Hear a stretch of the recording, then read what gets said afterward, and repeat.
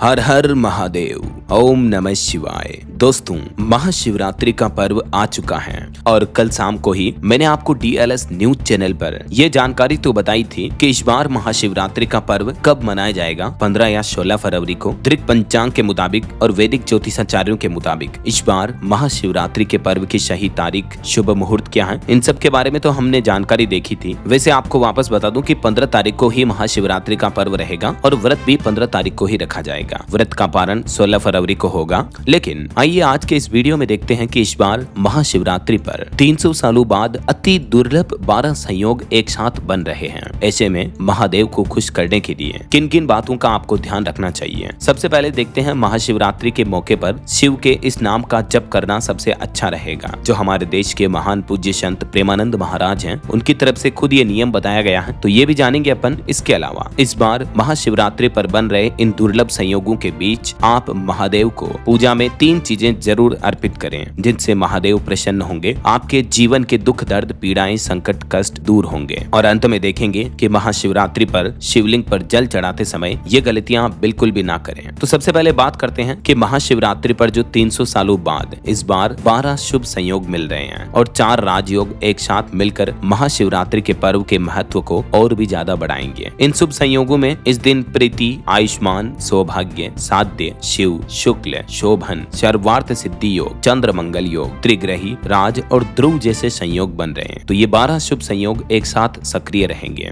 इन शुभ संयोगों के बीच महाशिवरात्रि पर शिव का नाम जाप करने से जहां आपको एक तरफ मन को शांति मिलती है, आत्मबल और सकारात्मक ऊर्जा की प्राप्ति होती है, तो वहीं आपके जीवन में एकाग्रता बढ़ती है और भगवान शिव की कृपा भी मिलती है आपको महादेव के मंत्रों का जाप करने से। तो महादेव का सबसे फेमस मंत्र ओम नमः शिवाय, ये तो हम सभी जानते ही हैं और ये मंत्र तो अक्सर हमें जपना ही चाहिए। लेकिन जब एक भक्त ने उनसे पूछा कि हम ओम नमः शिवाय जैसे पंचाक्षरी मंत्र समेत कई नामों का जाप करते हैं, लेकिन भगवान शिव को कौन सा मंत्र सबसे अधिक प्रिय है, ऐसा कौन सा नाम है जिसका जप सरलता से किया जा सके, जो शीघ्र फल दे। तो देखिए जरा प्रेमानंद महाराज ने उत्तर क्या दिया। इस पर प्रेमानंद महाराज कहते हैं कि भगवान शिव तो बेहद भोले और दयालु हैं। वे छोटी सी भक्ति और सच्चे मन से किए गए स्मरण से ही प्रसन्न हो जाते हैं। महादेव करुणा के सागर हैं, उन्हें दिखावा नहीं बल्कि सच्ची भावना चाहिए। उन्होंने आगे समझाया कि भगवान शिव और भगवान विष्णु हरि के बीच एक गहरा प्रेम है। जो हरि का सच्चा भक्त है वह शिव का भी भक्त होता है। तो ऐसे में कौन से मंत्र का जाप करें, तो महाराज ने बताया मंत्र शांब सदाशिव। इस मंत्र का जप भी अत्यंत प्रभावी है, क्योंकि यहाँ शांब शब्द का अर्थ है माता